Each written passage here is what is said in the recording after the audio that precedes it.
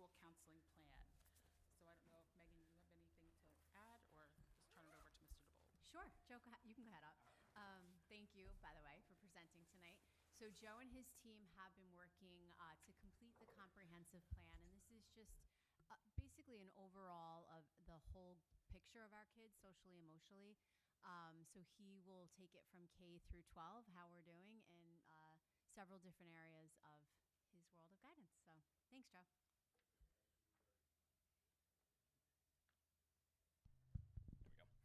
Thank you very much again for inviting me back here. I know that I tend to talk a lot, so thank you again for inviting me back. So it was very hard because when I asked Ms. Argenio, how long do I have? And she's like, 20 minutes. I was like, yeah, I don't know, K through 12, all the things that we do. But I'm going to do my best tonight because I am always proud to talk about the things that we do here.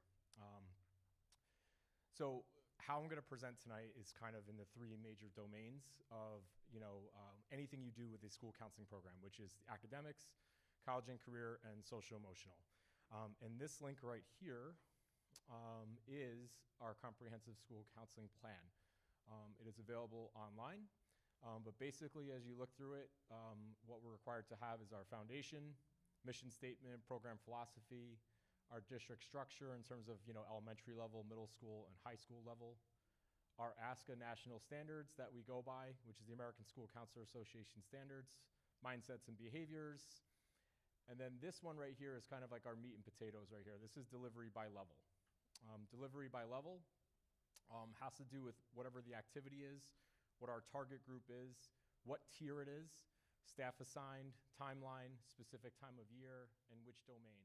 And we have that for the high school level, middle school level, and elementary level. I will say this just as a disclaimer, this isn't everything.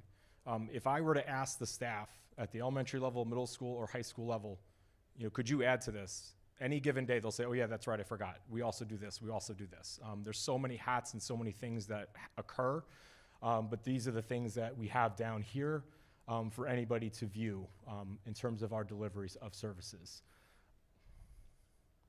So this would just be a tier level support example. So this is just for the high school. As you can see, tier 1, tier 2, and tier 3. Tier 1 obviously would mean all. Tier 2 would mean kind of like in the middle, like, there's maybe a small group of, students that would need. And tier 3 would obviously be in your most need. And so obviously with academic, college and career, and social emotional, these would just be some of the examples. So for instance, college and career, a tier 2 type of service or activity could be specialized workshops regarding SAT prep, workforce readiness, trade pathways, study skills. For socio-emotional, a tier 3 could be crisis intervention and risk assessment as a result to self-harm or harm to others. So it varies in terms of the tier. It also varies in terms of the actual domain that we're servicing. So we're going to start with social-emotional for tonight. So this is the Castle wheel. It deals with interpersonal and intrapersonal skills, self-awareness and self-management, social awareness, relationship skills, and then those lead to the responsible decision-making. This is everything that we kind of base our activities on that we do. The thing that we have done, due in part to the leadership of Nicole Triassi, our PPS director, has really pushed the DBT, which is dialectical behavior techniques. We do these K through 12 throughout our district from our support staff. They deliver monthly lessons to each grade level. And what they are, they're basically a toolbox of skills. So instead of just teaching them vocabulary, okay, hey, you're angry, you're upset, it's what now do you do with that emotion? What's the skills that you can do and practice out there? So just to give a couple of examples, this is something that an elementary student might see, which is a stoplight. My students, or my kids, talk about it at home. They're like, well, Dad, you should be on a red before you go and say something. And so basically what it means is kind of like a stop and think, before you act. If you start to feel that, you're identifying something that you can feel. What can you do in that moment that you feel that in that moment? And they talk a lot as DBT. It's easy to remember vocabulary of what support staff's teaching you if you're hearing the same thing from first grade all the way up. So we're basically in year 3 of this. But my kids will be able to tell me clearly what is the difference between emotional mind, rational mind, and wise mind. Okay, so again, emotional mind is that emotional reaction you have. You're thinking with your emotions. I can't believe she said that, blah, blah, blah. Rational mind is you're just thinking very analytically, black and white, but wise mind, you're combining the two. And so every student now, you can hear them say it. I'll hear elementary students, come by and they're like, you're not using your wise mind. And I'm like, oh my God, there it is. So it is awesome, awesome work that is occurring. At the middle school here, this is just Sam Burton. She's a 5th grade counselor. I got to observe Sam doing a lesson about, rumors and things like that, but using DBT techniques and skills. She had the class line up, everybody's heard of the game telephone, where you basically say something and then it goes to the end. And she said, so this is 20 people. Imagine it's 200 people in school and it's about you. And so all the kids left that being like, wow, so something's really going to completely be not true and so on and so forth. And she says, right, be mindful of that. And in here, she's doing basically a team activity. All the students have a marker. They have to work collaboratively together before they move. And that was her point, which was before an action occurs, communication has to occur. So a lot of times we are very impulsive and we move first, right? And how does that look when you do that first? Now I need you guys to talk more. And then the result was much better. So Sam here is our 5th grade counselor at the middle school, and she's an absolute rock star with her classroom presentations. So just to speed up with our mental health clinician here. Last time I spoke, we were introducing our mental health clinician. Clinician has been with us for approximately 5 weeks now. There are 5 students now being seen, or students/families, I should say. 7 students and families at the middle school, and then 4 students, unfortunately, in total, could not receive services due to insurance or parents denying services. So the intake process takes a while because there's a lot of paperwork, a lot of insurance, a lot of different things, a lot of disclaimers, parent consent things. Elementary students will be phased into referrals this month. The reason for that is because we want to slow play this a little bit so that she can get her feet wet with the high school and middle school referrals. Elementary referrals will come next. She's projected to have about 20 students by the new year with incoming referrals, and after that, it'll most likely climb more than that. But that's basically at year end, she'll have about approximately 20 students in her caseload. Mr. DeBold, Yes. do you mind if we ask a question as we go? Yeah. I thought we weren't denying people for insurance reasons. So she's not seeing them through insurance. She's not, what that number represents is who she's seeing like as actual caseload. It doesn't mean she's denying seeing them though. Yeah, I should have clarified, I'm sorry. She's not gonna say to them like, I can't see you because your insurance got denied. What she's saying is that insurance got denied by those 4, so she technically can't charge through insurance, but she's working with those students and families still. Yeah, it's like payment plans, sliding, all that other stuff, yeah. It's just not the full. Those 4 people are not being seen because of insurance or parental. Like, I guess maybe in the future we could split that out. Yeah, if like, I can differentiate. How many parents are denying the service versus? So two out of the 4 parents said no. The other 2, it was because of TRICARE, which we talked about last time, but now they're just working with the family on a different level. Yep, sorry. So again, as also part of our social emotional stuff, this is also what we do in terms of parent outreach and also our student presentations. We still do stuff about health and safety.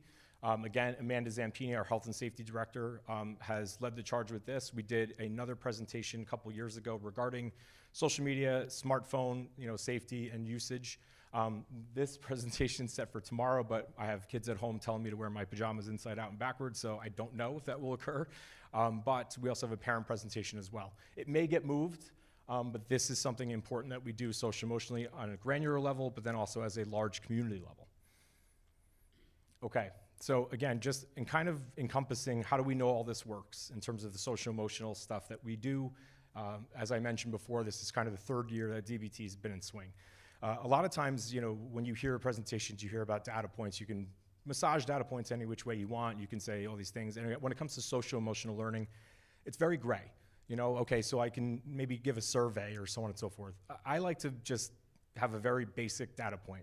And the basic data point that I like to see was just simply attendance. So we can see out of the pandemic, attendance was a large issue. And we also had students with social anxiety that still said, I can't step foot in that building.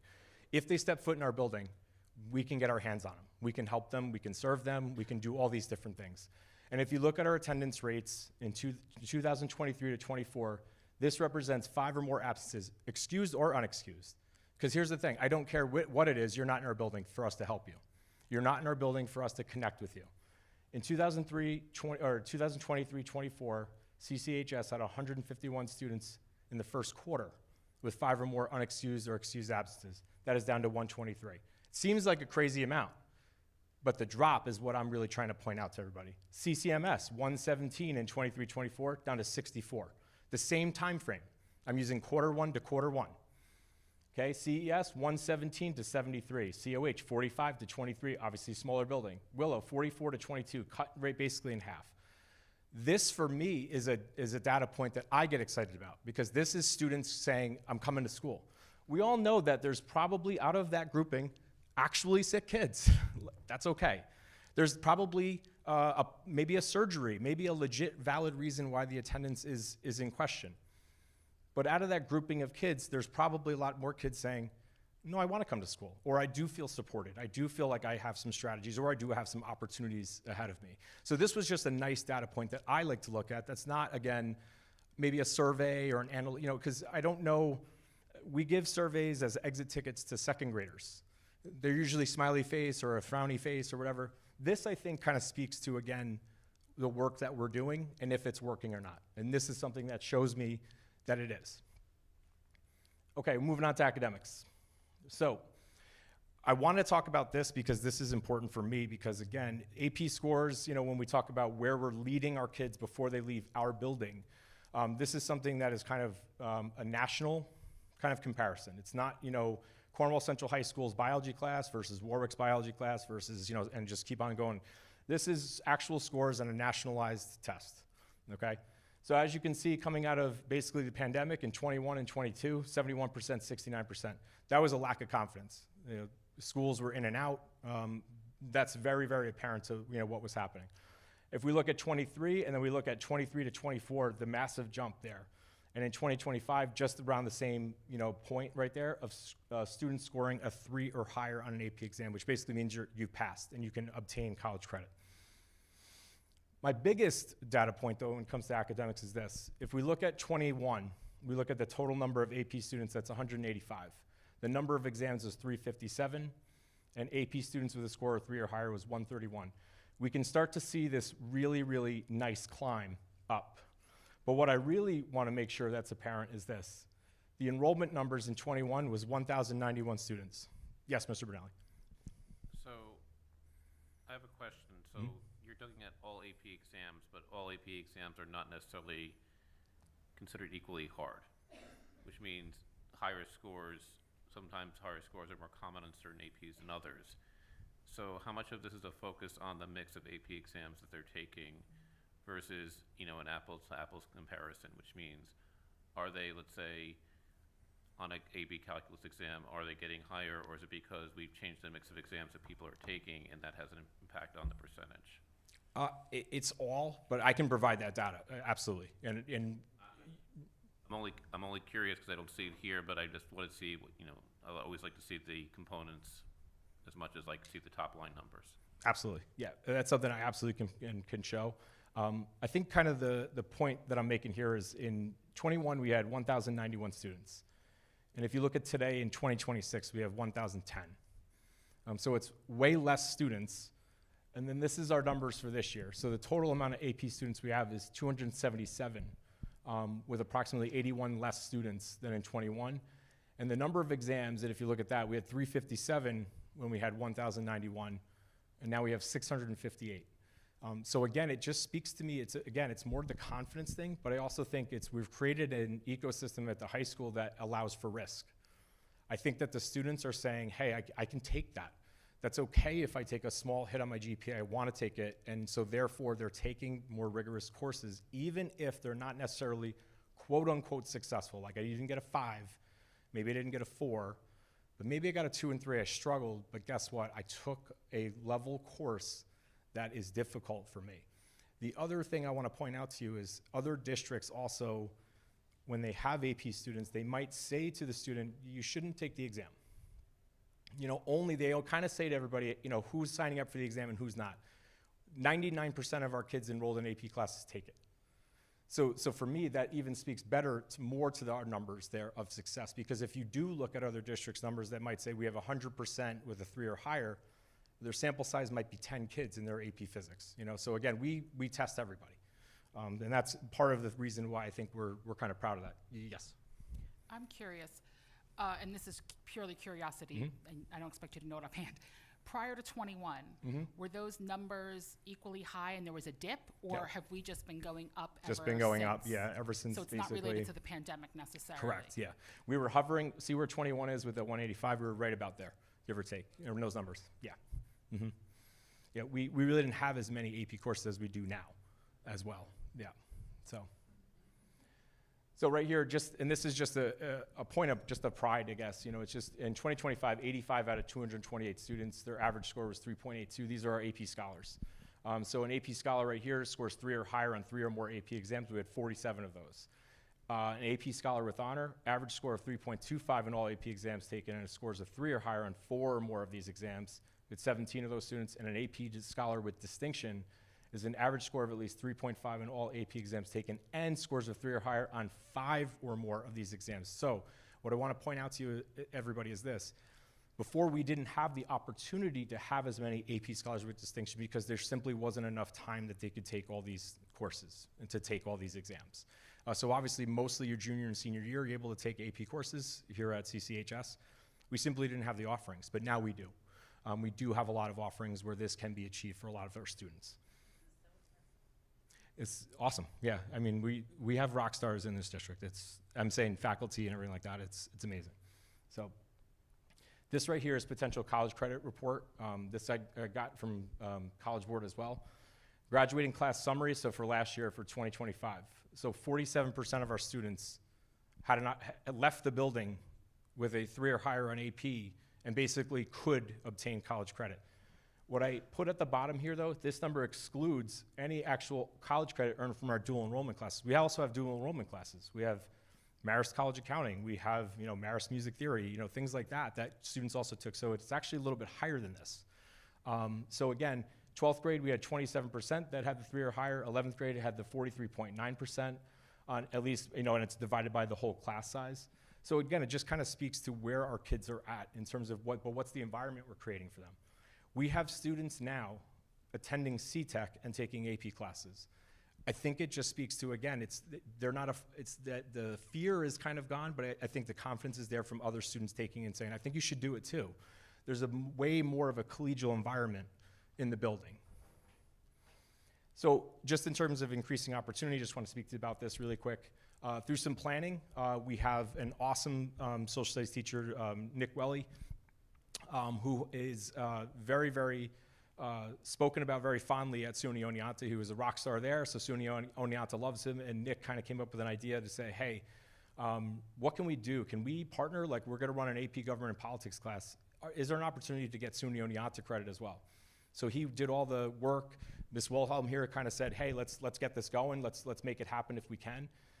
So basically, students now have the option in their senior year to take SUNY Oneonta credit, AP credit, or both. So we're looking to really do more of these type of opportunities as long as it meets the college needs. More chances than not, just depends on the course. The AP course will meet some of the needs of some of those intro-level college courses, and vice versa. So we just want to, we had to do some signed partnership agreements, but basically we're giving those students that flexibility. I do understand as a director of guidance for a district the dual enrollment kind of argument.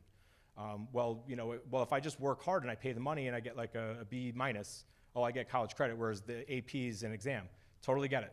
But coming from a perspective of if your teacher doesn't get certified by that SUNY college, you're kind of stuck. And so if you're planning for students and saying, hey, we want to offer you all these things and we don't have a certified teacher, or a teacher's ill or something like that happens, we're not in a good spot. AP at least provides a little more flexibility, and there's a little bit more of like that rigor kind of that the colleges fully understand, because it's, like I said, comparison not regionally, it's more nationally.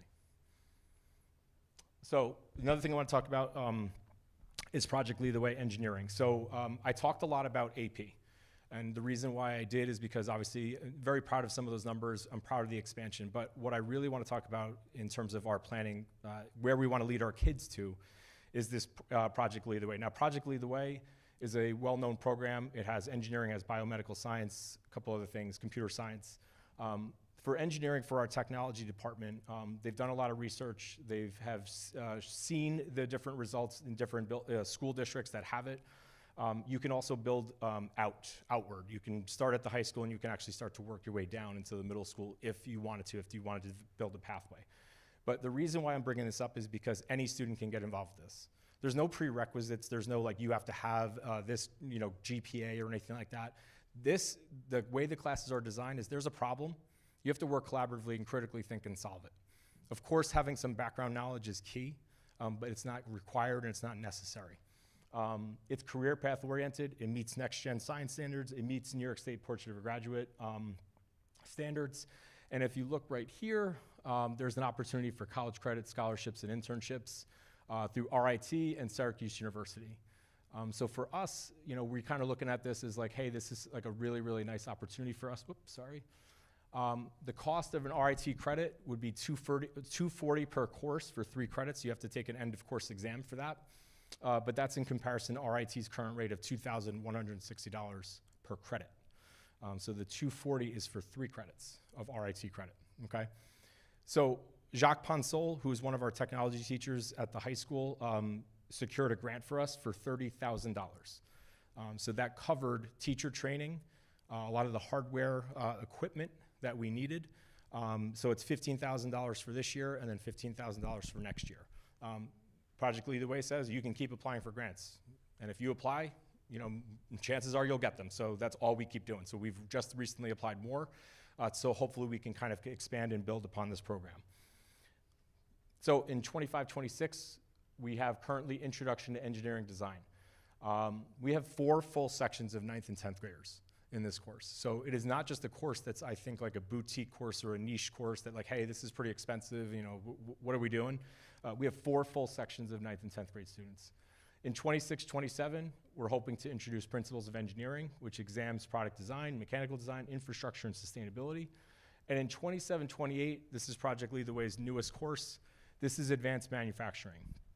This is where they talk about semiconductors, automation, AI, machine learning, and data analytics.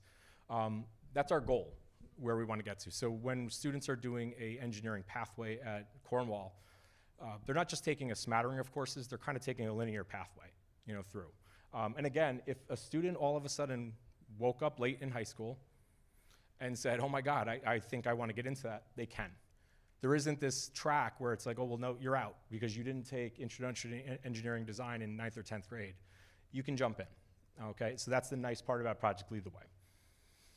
So just kind of going back to engagement in general, just talking about academics. So here we are in 22-23. This was our average credits taken at the high school at 6.3. It is now 6.6. It seems insignificant, but that's the whole average. So some students decided to take a full boat of classes and maybe a study hall just because of the new schedule that we have. But some students are taking full advantage. They're taking more. They are absolutely more engaged with the coursework and the offerings that we've done here at the high school. In due in part to Mrs. Wilhelm asking students, what is it that you want to take? But then also getting ahead of the New York State standards of like the Portrait of a Graduate in terms of the personal finance that it has to be taught when they launch that. We already have that in place. A lot of that civic readiness, we have that in place with our volunteer program, with our community service. If we look at our 266 seniors in the class of 26, that's the grade bands right there. 90 to 100, there's 133 students. That's 50% of our class have a 90 or higher. I mean, it's amazing, and it really speaks to the credit. It's really the credit to our teachers here. Our teachers are phenomenal about getting these kids up to speed, but it speaks to me looking at the attendance data points, looking at the grade data point, that they're engaged, and then the credits, that they're taking more, they're taking advantage of what we have to offer. And that leads me to the college and career, because that's ultimately the end goal, right? So we have our 2 big parts there, but now when we talk about college and career, now this is New York State's Portrait of a Graduate right here. As everything that New York State does, this is what they want. Still not sure how we're here yet. that's the March, Regents meeting at the same time. All the things they have here down, creative innovator, critical thinker, effective communicator, global citizen, all great stuff, awesome, And I think we are already set up for that success. I don't think we're sitting here waiting for New York State and saying, oh my God, we have to align. I think we are already doing a lot of those things. This is a picture from our college fair this past October. This is half the gym. It was very hard to take a picture of the full gym, but this is something that we do every year that our parents and students absolutely love and appreciate. College rep visits from September to November. This happens during our community lunch. So back in the day, before the new schedule, we had admissions counselors say, I'm going to come to CCHS at 10 o'clock. I'm going to come to CCHS at 8:30 in the morning. And a lot of students would say, I got AP Bio. That's my #1 school, but I have a test in AP Bio. I can't go meet with that admissions counselor. These all occur during community lunch. The biggest thing that I have seen is besides the not missing academic time, because they're present where students are taking, having lunch and kind of walking around, you might get a student that sees Penn State. Penn State's a popular college. They want to take the swag off the table, but there's a conversation that happens. And so the admissions rep says, hey, what's your average? What are you interested in doing? They're like, well, I got like an 87 right now. And they're like, well, you got to pick that up if you want to be in Penn State Bob. And it just creates conversation. So there's opportunity to be had. And out of these, that's 50 institutions and counting. They're still coming, to our building. And that's colleges and institutions, military, and it's also trade schools. And then we also have a lot of career people. We had a student start med talks. We have different medical professionals come in during community lunch during different, time periods. We had an ophthalmologist in the other day talking to our students.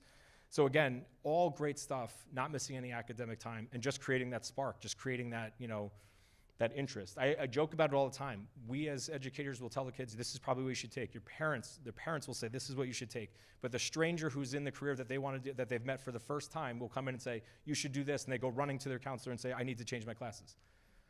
It's because it's crystal for them. They see themselves. This right here is Connor Mellon. Connor Mellon is a 2022 graduate of Cornwall Central High School who's currently at West Point.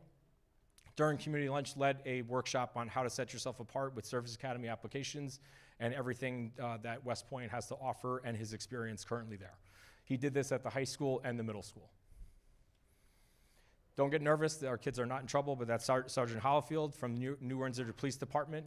What we did was we did a field trip with the students to learn about law enforcement, learn about the court system, and actually do a full-on traffic stop. And he basically told them about how to become a police officer, but also how to get involved with law enforcement in general. They had to cut their court proceeding because there was an actual real court proceeding, so they had to be like, okay, we got to end this right now. But all in all, a great day. Kids came back and they said it was awesome. A lot of kids said, I want to do X, Y, Z. Definitely changed some of their minds on courses they wanted to take.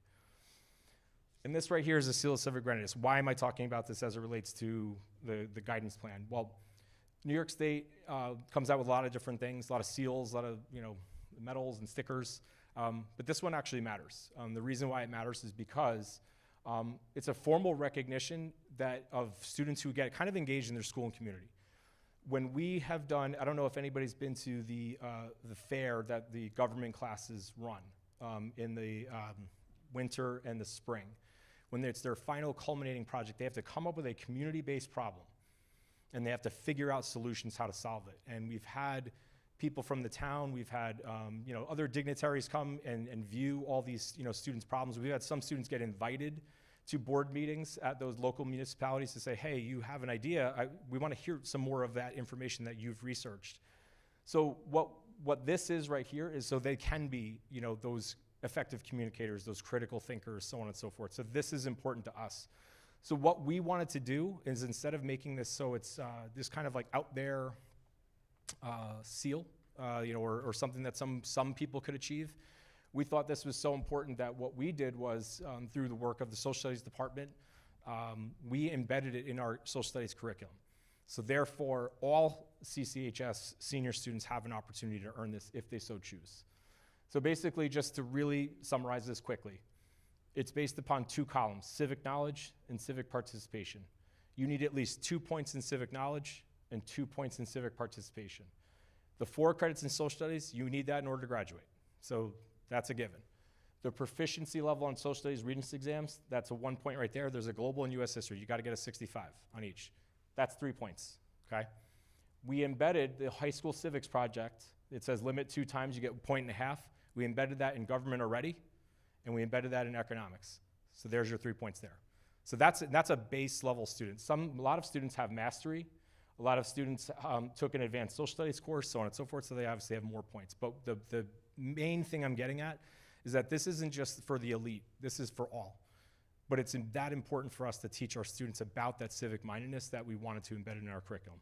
So for this year, out of the 266 students that we have, I would argue probably approximately about 250 to 260 will achieve that seal of civic readiness. These are all the reasons why, which I just already talked about.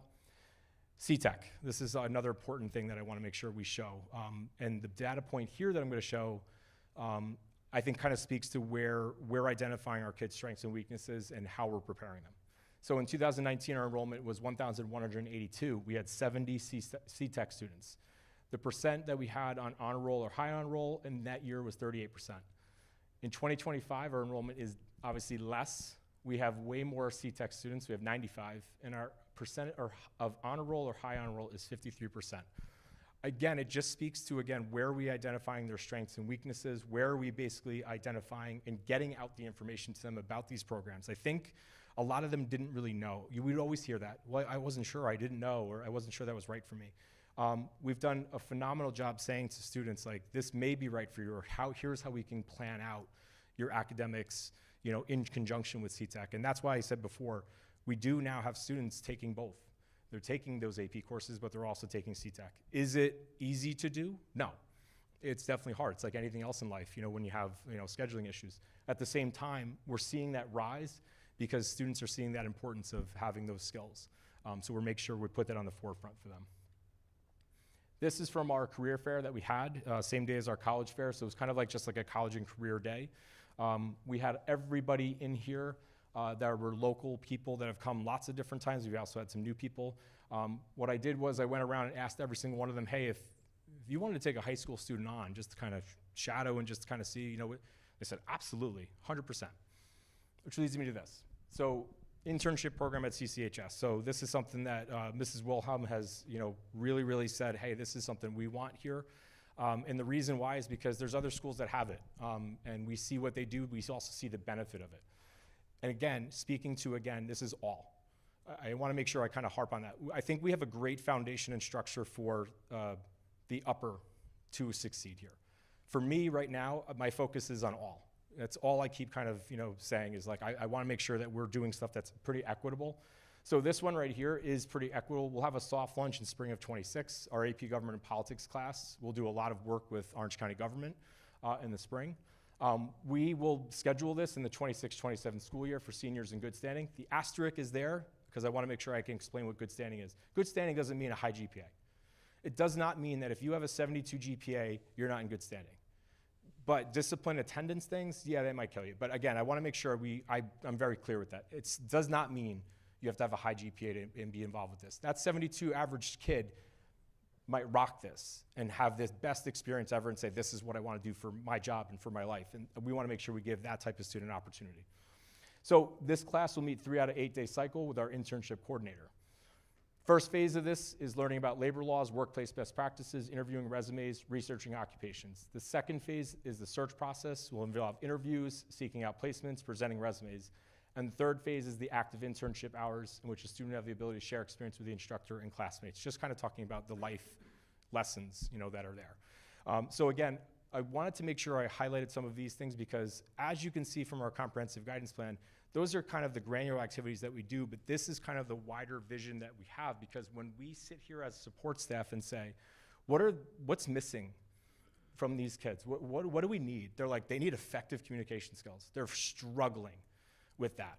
So what can we do in order to kind of build that up? So we start to lay down some of this groundwork of some of that civic readiness, that internship program stuff, getting them more engaged with some of that trade and work-based programs, and just giving them more opportunity in front of them. That's at the end of the day, that's what we want to do, is if we put more opportunity in front of them, they're going to engage and they're going to take on it.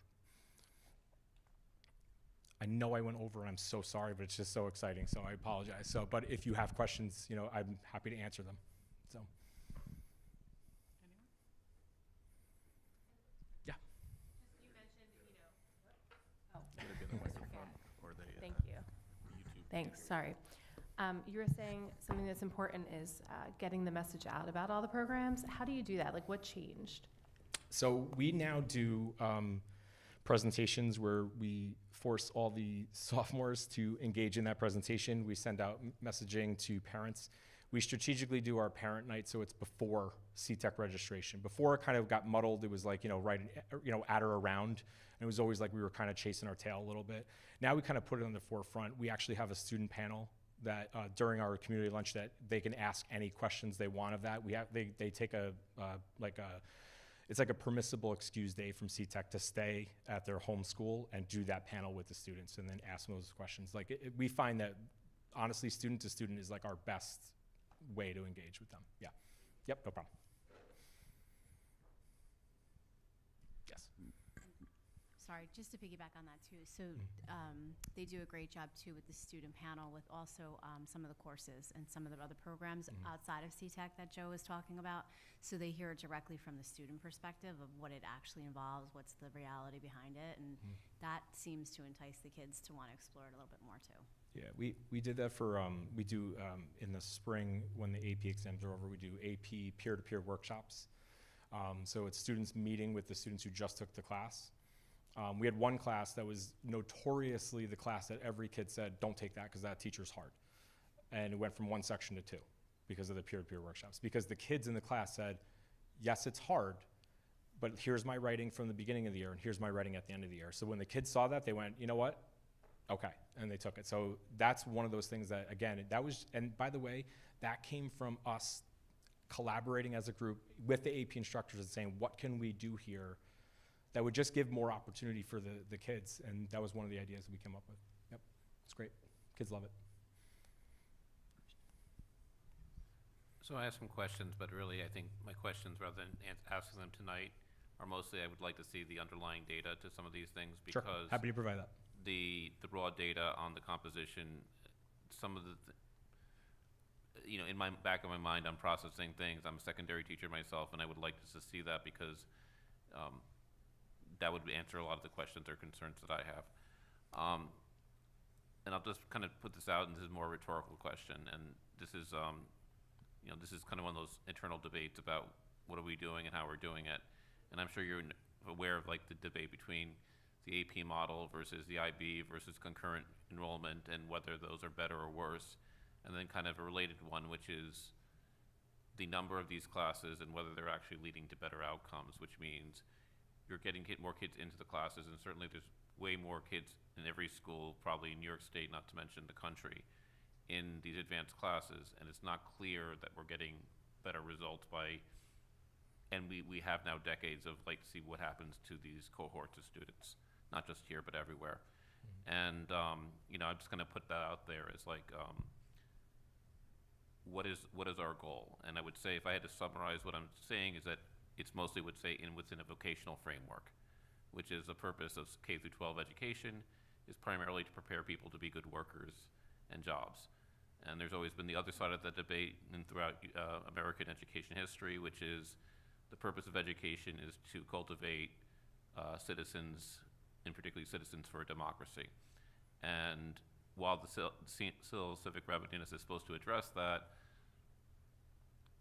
there's a debate, and I'm sure you're aware of it. And I think that's one of those things about, as we develop our programs, how are we addressing that, and also how we're balancing within these eternal debates within education.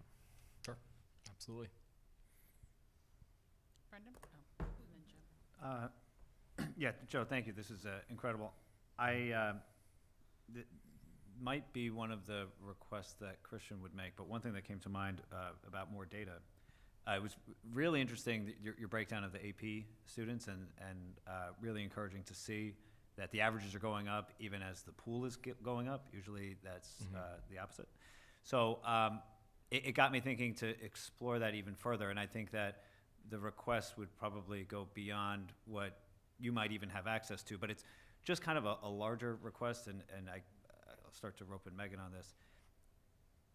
It started with, I would really love to see how our AP students, which I guess are a good cohort for our high-performing students, do compared to others in the region on the AP test. And then I thought, well, what if we just applied that same kind of logic to all of the other academic metrics we have? So it's almost like seeing like the region's data, for example, at the end of the year is really helpful. But maybe your high-end students are bringing that up, and maybe there's a weakness in your middle, or maybe it's the opposite. Maybe the high-end students aren't competing with the high-end in others. And so just knowing exactly where we are very strong, where we can support. I think that starts to shed a light as a board where it's really helpful, because then we can say, oh, there's a programming need, not just in this area, but for these specific students within that area, could be helpful information. And your presentation kind of just made those wheels start going, but I think that would be a helpful thing for us as a board to see. Yeah, absolutely. Jim? Thank you for the presentation. First off, I just wanted to say you referred to Sergeant Holyfield. I believe he's now Deputy Chief Holyfield. Oh, Deputy Chief, yeah, sorry. Proud Cornwall graduate, class of 1998, which was an excellent graduating class. Digger for that one. He had more hair in 1998 than he did in that photo. I can vouch for that. But I just wanted to comment as well, kind of piggybacking on Jamie's comment of the through line that I heard for all of the programs that you were talking about, which a lot of them are very exciting, was we're communicating this to the students and we're getting more involvement because of just letting them know what's available to them. And that really jumped out to me as the connecting tissue of all the different programs that you presented. So just wanted to say, to the entire high school team, just continue that effort. Seems like it's bearing some fruit, but obviously just that's an important part. You can have all the programs in the world, but if the students don't know they're there, how to take advantage of them, why they would want to take advantage of them, they're wasted opportunities. So thank you. Absolutely, thank you. Okay, I have a couple comments and questions. So impressed by the community lunch work that the students seem to be initiating themselves, bringing speakers in and really utilizing that time and demonstrating leadership, et cetera. So that is really a nice positive that's come out of that for certain. And I was really glad to hear you talking about and using the comment, I wrote it down, focus on all, right? Yeah. So I'm jealous of AP kids, right? Because I wanted to be one. So, but in all seriousness, that's incredible, right? Incredible work and no taking that away. How are we really focusing on those students that are in that 70 to 90 range, right? And it sounds like that's on your radar. 100%. And I just, those students that aren't hand raisers, how are we tapping into them? Because, it struck me, and I kind of whispered to Megan at the National Honor Society induction, there was a colonel, I don't want to misrepresent him, a colonel that spoke. He was fantastic. But he basically was saying, your grades are only so much. Like, where's your grit? Where's the rest of it? So that's being demonstrated by bringing in speakers and, doing beyond the classroom. Yes. But those middle of the road kids, they're not the kids that need exceptional support, right? They're developing grit all the time, but how do we acknowledge that, or hopefully they are, I should say, and reinforce that as a positive, right? They're typically you're not neurotypical students, et cetera, et cetera. And of course, I have a passion for that subset. So I would I'd be curious as the year goes on, like what are we doing there, and how do we measure the success of that as well? And I'm not asking these questions to have answers now, but do we track our college retention?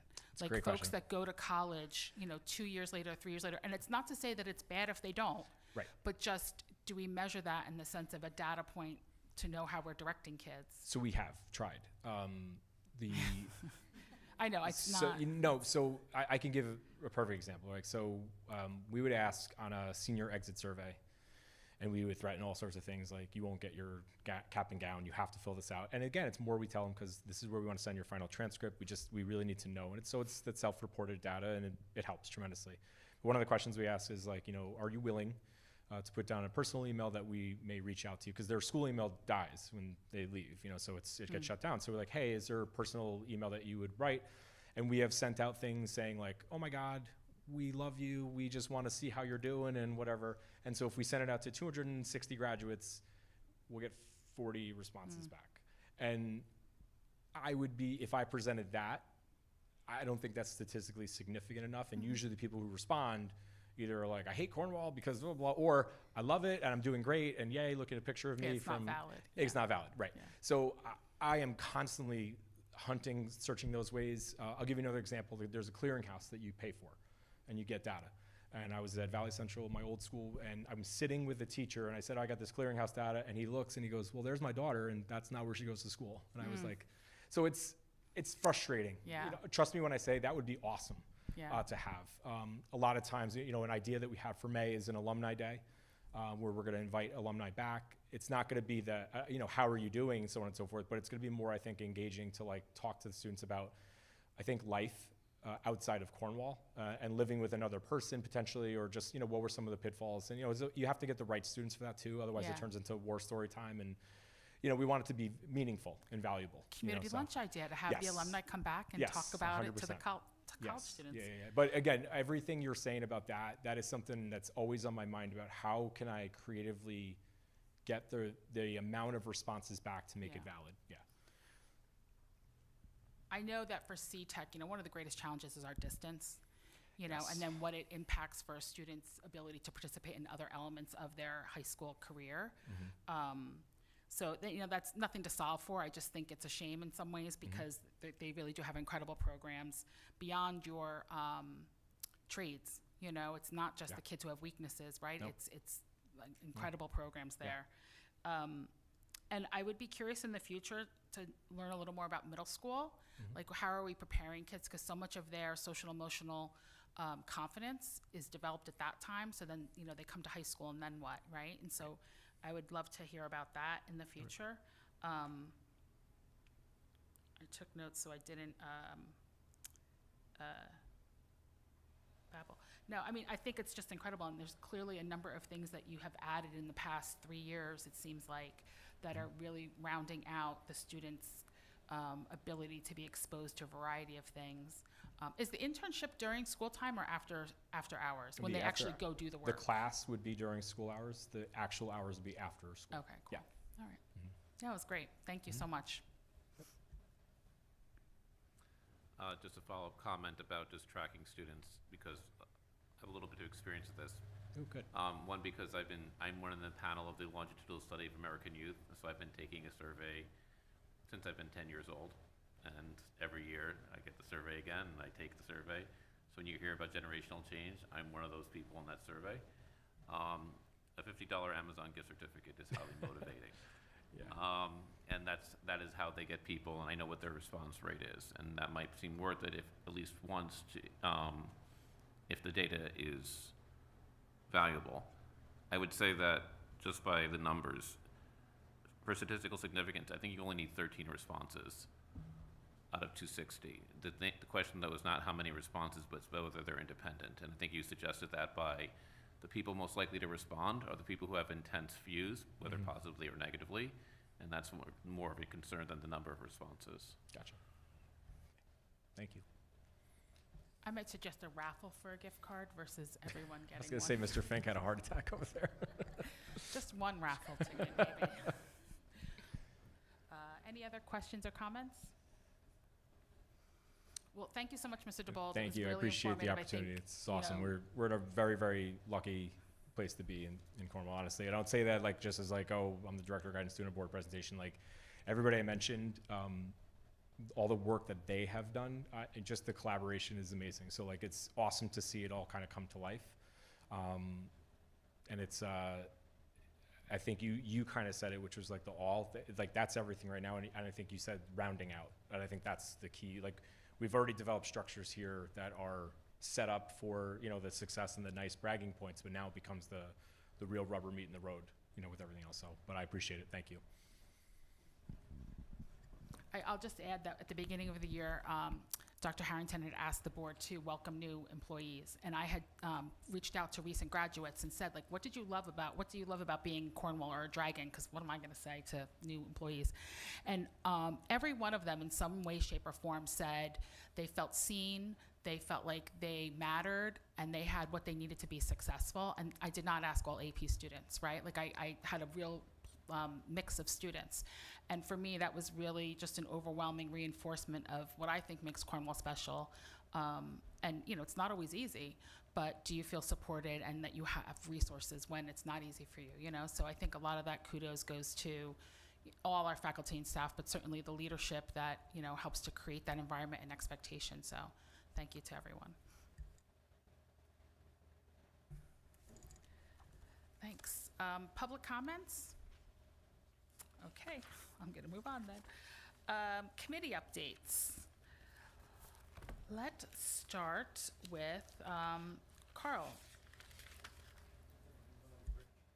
Sorry, we're going to move on to Richie's report.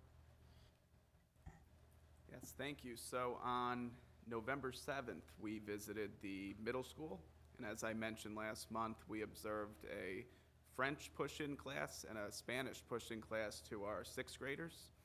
And I just have to say, observing it, sitting in the back of the room, I was just so impressed with how engaged the class was. I know, Carl, you were there for the French class, and I mean, it was just incredible how both teachers kept the students engaged, paying attention. You know, they were dancing, singing songs, and it was just really something to see, and I'm glad we went there. It was a great experience. And that's really it, unless you have anything else to add. I'll just piggyback that I was supposed to visit Cornwall on Hudson, and I had a work conflict at the last minute, so I am rescheduling that, and I'll let the board know when that happens, but that's on me, so that's not the school. Jim, facilities, and if there's anything legislative. Nothing legislative. Facilities, our next meeting is going to be, just finalized earlier today, December 15th, right before, leading up to our next board meeting. So I will email that out to the committee. So that's hot off the presses that was finalized today. So I know John and Walter Moran have met with Triton, our new construction managers, are getting them onboarded, and we're going to hear from them at that next meeting and really start to kick things into high gear as far as bond presentation for the spring. I didn't bring this up before, I forgot. We're going to be setting something up where this time around we're going to meet, the visitation committee is going to meet with buildings and grounds, so I'm going to set that all up. That's just something we're going to add this year to it all, okay? Great, thank you. Thank you, Jim. Anything else? No. Okay, thanks. Christian, Policy Committee and Audit, if there was any follow-up. So the audit committee has wrapped up its required work for the year. We will have another meeting before the end of the year, but nothing scheduled at this time. The policy committee is meeting, I believe, Wednesday. I might be wrong on the days of the week because I think of days of the month, and it's a new month. And we have several policies lined up. I believe the members have gotten the agenda and some materials, and I owe some materials to the members of the committee just to, as I promised, but they will be coming before the meeting. One other thing, OXPA has a meeting tomorrow. It is virtual, which makes it easy. You can do it in your pajamas, inside out, backwards, or any way you want to do it. And it might be interesting to a broader segment because this meeting is meeting with various different, particularly state representatives, not just our local ones, ECUS and SCUFUS, but other legislators. And I know that everyone received an email soliciting questions, so they would have some questions to start with. They could have more prepared answers, but I think that the big question is going to be, what is the state budget going to be like this year, and particularly about funding, and some of the other questions about some of the large mandates that are down the road. I believe you'll probably get a link from Karen Meyer, probably either, if you haven't got it tonight, tomorrow, to join the meeting, and I would encourage any school board member to join and listen in and ask a question. Does anyone on the board, do you get those links from Karen, or do you need me to forward them, or Christian to forward it? Okay, as long as everyone has access to join if you'd like. Thank you, Christian. Legislative, you said no. Brendan, communications. Yes, so we have a survey, capital project, community survey that will be hopefully ready for distribution by, I'm hoping, the end of this week, which just gauging the community's preferences and appetites for different combinations that could be in the capital project. So hopefully we should be able to have some data in by the time the facilities committee meets mid-month, so that we can really start to align with what we believe realistically the community can support. Great, thanks. Anybody I missed? I'll just give a quick update on superintendent search. So as of November 30th, The window has closed for both the survey and the application process. And district-wise, our search committee is in the midst of compiling that data so they can provide a summary report to the board members. And they are doing their first round screening of candidates. There was quite a few that applied, so that they can report back to the board and give us their recommendations for who they think, we should be meeting with as strong candidates. So I will keep everyone, more so the public, I think the board is aware, but informed as we make progress on that.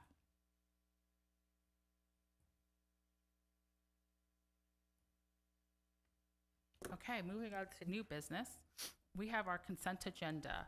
We have items numbered 2 through 17. Before we take a motion, would anyone like to pull any of those from the agenda? Okay. I would like to pull number 6 and number 7, mostly as to comment on 7 through, I don't know the number, but this comment on tax security. So I'm going to pull 1 rather than pull all of them. But should we vote on all of them before you make your comment? I don't think my comment changes the vote on it. Okay. Okay. So you're up through 17. But Okay. if you want to pull all of them, it would be 7 through 17. If you don't want to pull all of them,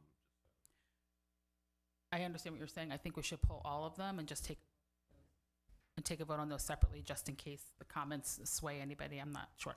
So do you want to pull 6 as well? yeah. For a different reason. Okay. So we're going to pull 6 through 17 and take a vote on those separately. May I have a motion? So our consent agenda, use of the consent agenda permits the Board of Education to make more effective use of its time by adopting a single motion to cover those relatively routine matters which are included. Any member of the board who wishes to discuss individually a particular piece of business on the consent agenda may so indicate, and that item will be considered and voted on separately, thus preserving the right of all board members to be heard on any issue. It is recommended that the Board of Education approve the following consent agenda items as submitted by the Superintendent of Schools. We are voting on items 2 through 5. May I have a motion to approve the consent agenda items 2 through 5? So moved. Brendan, may I have a second? Carl, thank you. All in favor of consent agenda items 2 through 5? Aye. Any opposed? Okay, the motion passes. Consent agenda number 6. May I have a motion for consent agenda number 6? So moved. The budget amendment resolution. Thank you, Jim. May I have a second? Richard, discussion? Christian? So my comment here is mostly about, the nature of the budget, because this is amendment to the budget resolution, and this is related to the Project Lead the Way. And this is not, obviously, this is not additional spending. This is adding a program and also adding a revenue, who I assume is a grant. However, we've done this now probably several times this year. I think my count is 3 or 4. We've kind of made amendments or additions, and all of them are worthy, whether it's a strategic plan, whether it's an additional position or adding the Project Lead the Way. But my concern is what this does to the budget process. We spend several months putting together a budget, making a decision, making a representation to the community about why we're raising the money and why we're spending it. And if we basically just have these kind of leaks, really the only purpose then of the budget vote becomes is how much revenue we're going to raise. And that was kind of in contrary to the spirit of why there are some of these caps and rules about how we spend money and where we put it, because the whole reason why we have a certain percentage on the unallocated fund balance is because in Roslyn district in Long Island, superintendent put a whole bunch of money aside and use it like a personal spending fund to spend on, well, in that case, on personal expenses, but it could be for basically a slush fund for any type of thing that we think is worthy, and therefore there's a loss of connection to accountability. So my concern is that really I think we need to perhaps get into really focusing on the budget process, because I can remember last year when things were suggested in the middle of the year that were even smaller dollar amounts, that those were pushed into the budget process or had to wait to the budget process to be discussed and approved. And it seems that we're being a little bit inconsistent on that. And that's my concern. I think the point about it, if we're going to spend this thing developing a budget and approving programs, because this is my concern with two concerns with Project Lead the Way. The first one is the general criticism that's been around for decades about it, which is it's very much a canned curriculum, and it's kind of what it is in engineering. It seems to be something different, but it actually kind of resembles what we might have called like technology or shop class or whatever what people would have called it in the past. But it's called engineering and has this idea that it's STEM education or some high advanced education. It kind of straddles that. And therefore, there's always been like, is it a good model? And I teach in a classroom that used to be the Project Lead the Way classroom in my building. And so I have a lot of the projects and of a very developed, mature program still in my cabinets and things of that sort. But what this grant is, and I applaud the seeking of grants, what it is like a new program starter fund, I presume, given our status. And so what this is money is like, okay, we're gonna give you some money so you can come back and buy our materials and train it in our program. And that kind of in the end commits us to kind of following a certain model of the program without a discussion about whether is this the desirable model of how we want to do curriculum for this type of program when there's other ones exist. So the point about it is it kind of, in a sense, I have a concern that this should be part of a larger discussion in the budget discussion rather than, let's say, we're amending the budget mid-year. And so that would be my preference, and so I'm going to abstain on this, but I don't think this changes it because it's not really a question about the worthiness, it's a desire for, I think, a different process. Other comments? If I could just add, I do think, Christian, you've brought this up before about how in the past we pushed things through to the budget that might have been less inconsequential in terms of a dollar amount. And I think for myself, I can only speak, is that, in hindsight, I learn. And sometimes, maybe we didn't always make the best decision in the past and we were, penny wise, pound foolish, or we can make a decision that is smarter in the moment. And I'm not asking this question to be argumentative. I genuinely am just asking the entire board. When things come up mid-year that we didn't necessarily anticipate or know about, and I'm not speaking specifically about this program, but maybe some of the other things that we've asked for money for, how do we manage for that then? Do we say we really don't want to address anything that requires a budget increase at this point? We're going to wait until the budget time, and then we wait the rest of the year to do that. And genuinely, I'm this happens in business too. Like, how do you manage for those things that come up mid-year? We've been talking about staffing related to some student needs that we couldn't have known were going to exist prior to enrollments, right? And that's not what this is, because I hear two different arguments. One is around the curriculum. So is this a curriculum that we want to support, which is a valid question that we can discuss. And I know that the grant money isn't it, but I am curious, like, what is our best practice related to requesting budget increases mid-year? Because there's something else that someone brought to my attention related to the sound system, right? And it's like, well, we thought it was covered in the budget, but do we not bring that to the board to have a discussion now? Do we just wait until the budget period? So I think I've made my point, but I'm genuinely just asking as a point of discussion. Like, I don't know what the best practice is, or what it should be, I should say. So I have a response, but let me wait in case anyone else wants to join before I respond.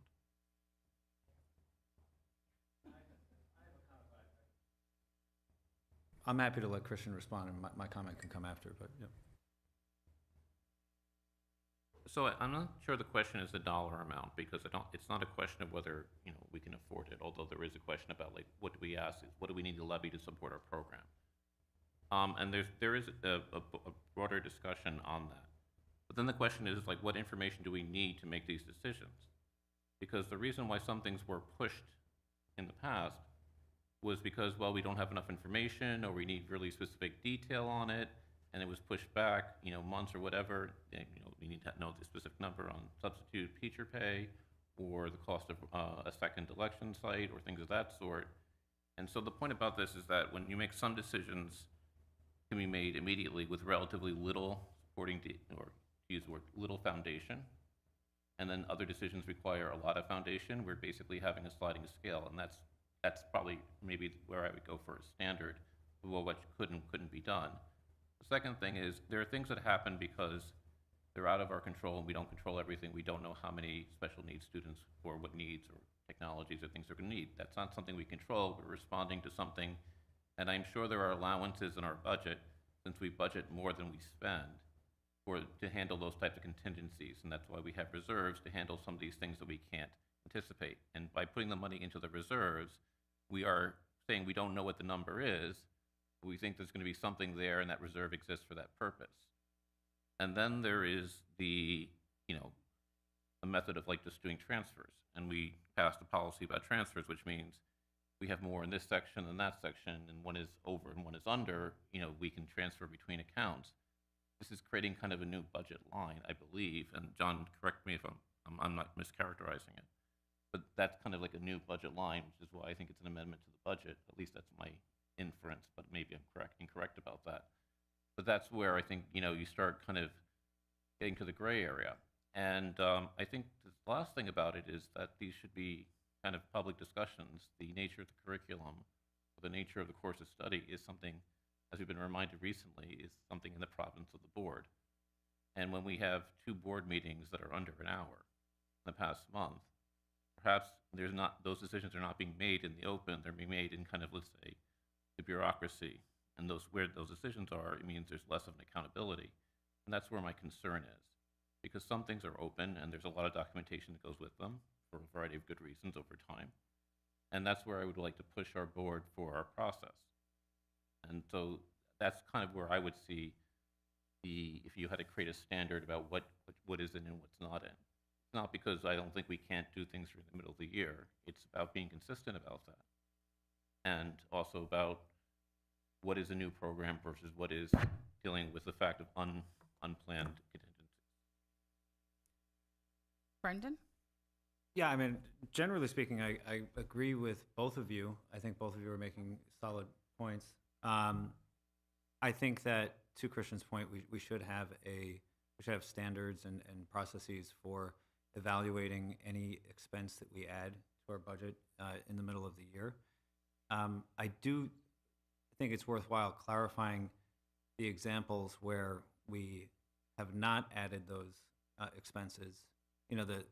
A lot of it comes down to timing, or has come down to timing. So with the substitute teachers last year, if I'm not mistaken, I didn't know this would come up, so I'm purely from memory, but I believe that was in the first meeting of February, in which we were about to we were literally entering the budget season, and the numbers that were brought to us were not from the central business office, so they were unverified.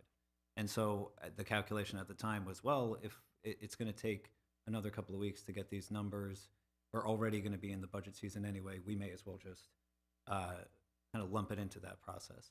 As far as the election sites, it was vetted through the central business office, and the board just decided not to allocate that money. It just decided that it wasn't worth it.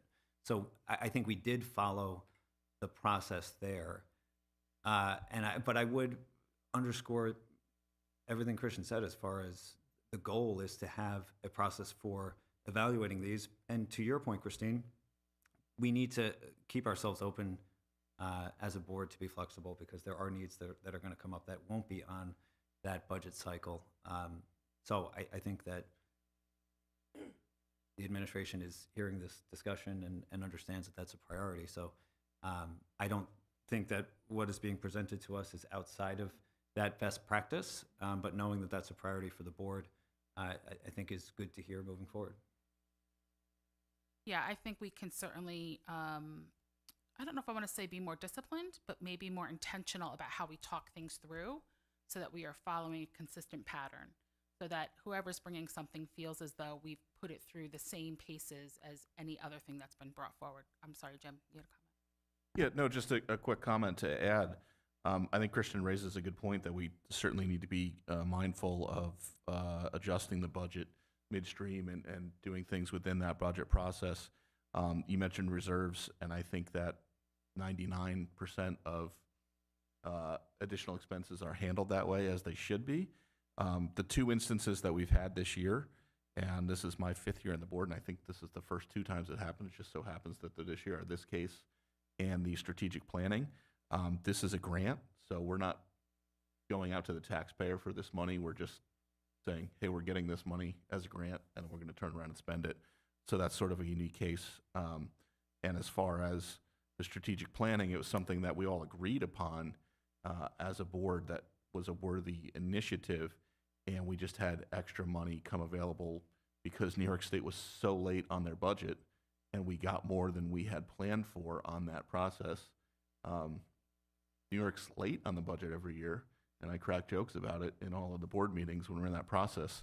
But I think last year was the first year that they were so late that we already had to take our vote on our budget before they came in my experience on the board. In other years, it was close. We pushed the meeting back 2 days, or we had to have an extra meeting that wasn't on the original schedule. But New York State was done with their work while we were able to do it. And last year, it was just the calendar and New York State's delay. So those are two sort of extenuating circumstances that I haven't seen before. But, you know, in general, I take Christian's comment to heart that we should be, you know, this should be to me, these are the exceptions that prove the rule. We shouldn't really be doing this in general, and these are two unique specific cases. No, I'm glad you raised it, Christian. I think it's important that we're all aligned on, you know, how we tackle these kinds of things moving forward as it relates to being consistent and ensuring that whoever's bringing something forward feels like we've put it through the same process and rigor in terms of the decision making. Is there something else you wanted to offer? So I think a few things, and because what happens in the budget process is we set like the tax levy increase, and when we set the tax levy increase, so let's say for example we did this strategic plan through the budget last year versus let's say out of the unallocated fund balance this year. Even if it costs the same amount of money, or even if maybe we save some money, what we do is if we had it in the budget, we would have had a slightly higher tax levy, and that would have put us in a better financial position going forward. And that's about making sure that our revenues are consistent. And look at this year where I believe this is the first year where our unallocated fund balance isn't topped off. And we're going into a year with a lot of, and this is like the rainy season where we're expecting where we might have to be, you know, we might have a real need to like how we're going to get those revenues. And this is one of the years where we have, let's say, less in, let's say, keep the powder dry. And so that makes it important why it's in the budget process, because within the budget process, it can affect the tax levy that we're getting and what funds we're raising locally, and that gives us, let's say, a better fiscal trajectory long term, right? So it's not just about whether this program is worthy or not, and putting in the budget process allows us to do that. Otherwise, it comes out of the fund, and then we have to find if it's a repeating, where is that going to come in the future budgets if it doesn't displace something. And I think, though, just for accuracy, the substitute teacher pay came up in December because we had to, it was on the budget, it was on the agenda, because if we hadn't raised the substitute teacher pay last December, we would not be in compliance with New York State minimum wage law. So that came up significantly earlier in the year. And with the election, the meeting was requested in October. Next meeting was in November, we had numbers. Then it was tabled. Then we came back with a different set of numbers, which was different. We're estimating the same thing. Now, that's always possible, but the point about it is it evolved. And the point about it is when you delay things, it's sometimes because, well, what is a vote at a particular time? And using time, as any legislature knows, delaying is one of the tactics of how you kill bills or how you kill motions and things of that sort. And that's why it's important about consistency, about it's the same process every single time. So my point is, I think we're all in agreement that, and I think, Jim, to your point, this year has been more than in your experience on the board. And really what my original point was is that I like the fact that we were more consistent in the past, and certainly you were part of that, as was Brendan. And I think my point is to remind us to maybe we make an exception here, we make another exception, we make another exception. Eventually, we're not following our own rules anymore. And I think it's good to have a reminder of that so that we can get back to what we might call a regular process.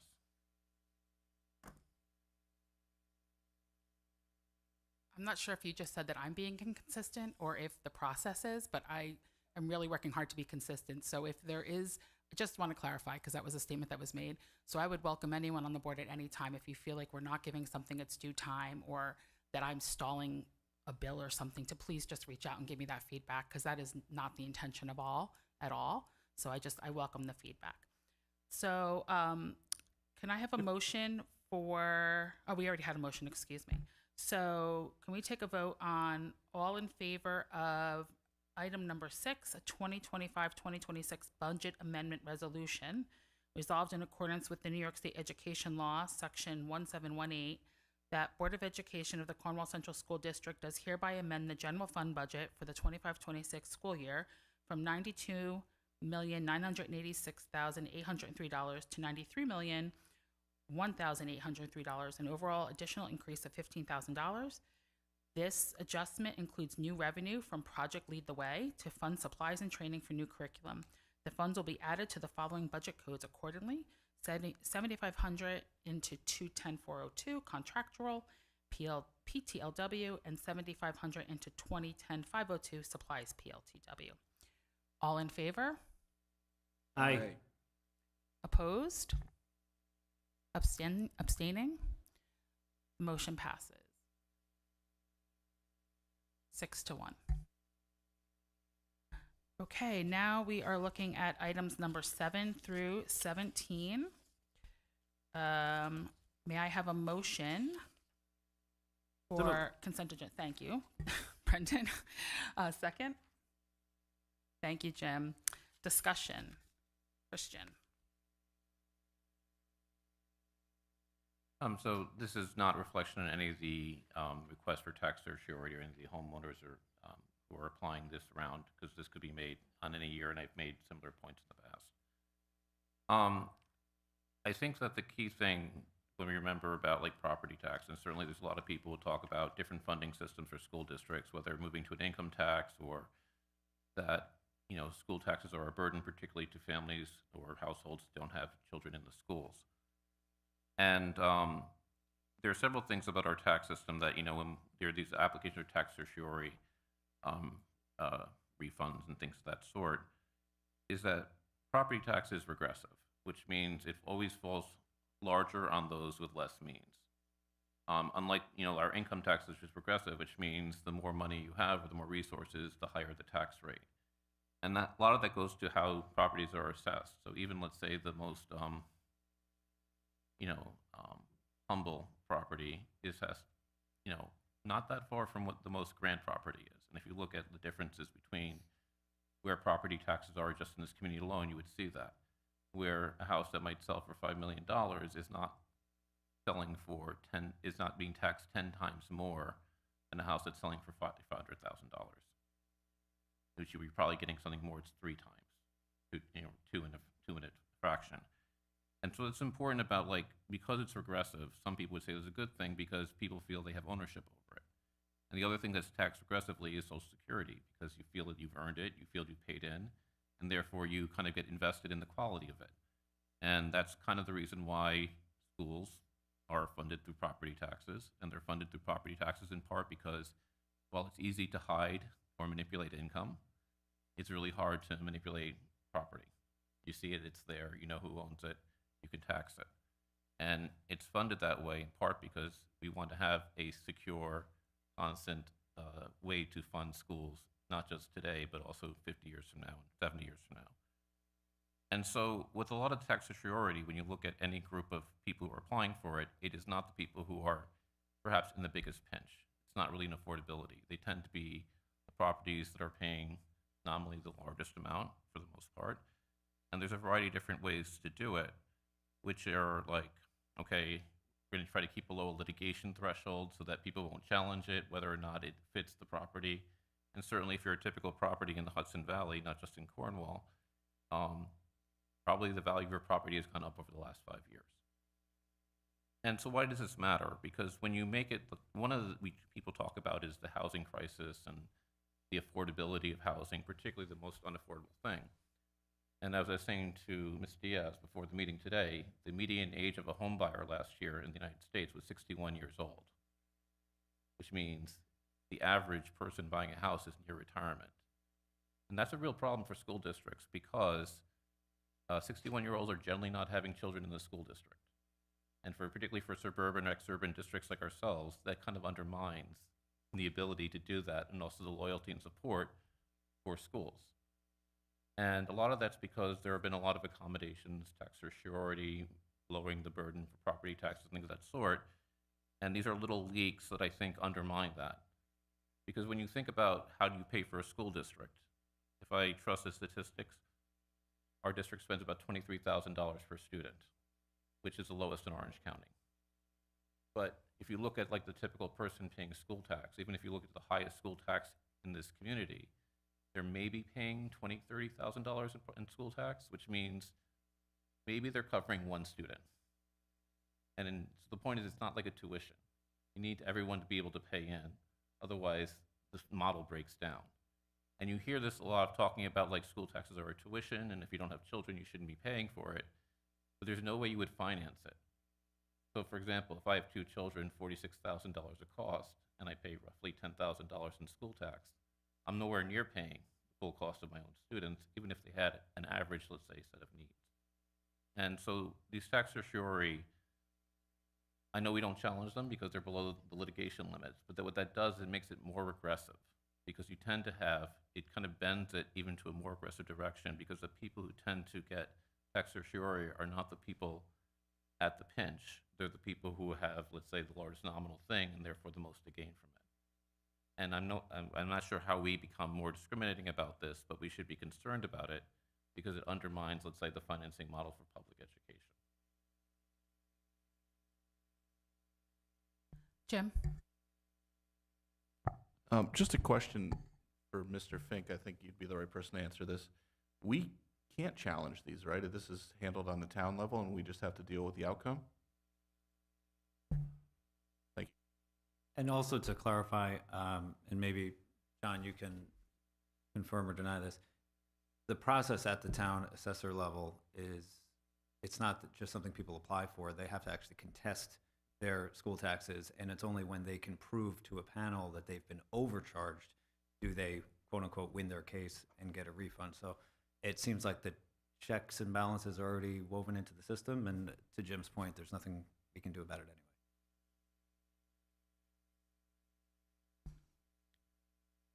Do you have a comment? It's not so much that we can do something about it, like we're going to take some legal action or not approve the resolution. It is about what people in our community want to do, and they need to be sometimes, I mean, if I have a good faith view, is to encourage people like, hey, if you want to have a school district or if you want to have a public school district, some of these things hurt our ability to do that. I would say as a general point, I think it's well known that the way that assessments work is not at the full market value or the real market, the actual market value. And that's one reason why it's regressive. And the point I was making is that you're proving it to a panel, but sometimes a panel decides this not necessarily on the merits of the case, because you can pick out comparables or things of that sort. It's to basically make it so that the taxing institution, whether it's a town or the school district or the state or whatever, whoever's taxing your property, that cost of litigation would be greater than the cost of the refund. And that's kind of, in a sense, trying to stay at that sweet spot.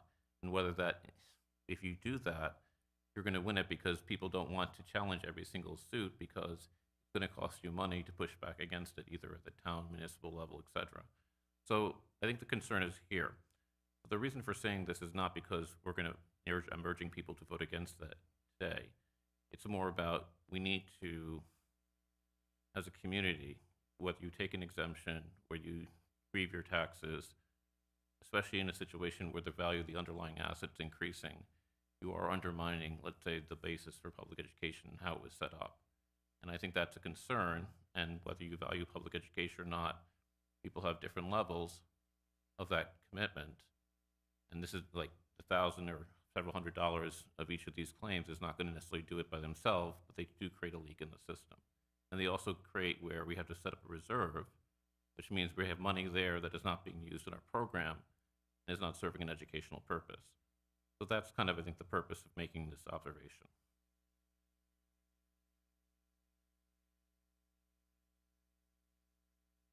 Other comments? Okay, so I'm going to treat this as a separate consent agenda, but if we could take a vote on numbers 7 through 17 as a consent agenda. That they're relatively routine matters which are included here, and we will consider and vote on them as a group, preserving the right of all board members to be heard. We have heard them out. So it's recommended that the Board of Education approve the second consent agenda, essentially, or subset consent agenda, as submitted by the Superintendent of Schools, items 7 through 17.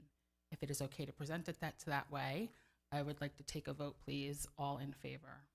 Aye. Aye. Opposed? Abstaining? Please note it is a 6-1. The motion passes. Thank you. Any other public comments? Going once, going twice? Okay. So may I have a motion to adjourn our meeting, please? So moved. Brendan, thank you. May I have a second? Carl, thank you. All in favor? Aye. Any opposed or abstentions? Okay, thank you. The motion passes to adjourn our